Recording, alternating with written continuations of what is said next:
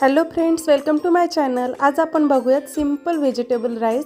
खायला खूप टेस्टी लागतो आणि रेसिपी पण खूप सिंपल आहे। आता यासाठी मी बासमती तांदूळ घेतले आहेत। तुम्ही कोणतेही तांदूळ यासाठी वापरू शकता। आता एकीकडे मी गरम पाणी करत ठेवलं आहे। त्यामध्ये तमालपत्र आणि दालचिनी टाकून तांदूळ शिजवून घ्यायचा आहे। आता एका कढईमध्ये 2 मोठे चमचे टाकून जिरा, कढीपत्ता, कांदा आपल्याला परतून घ्यायचा आहे।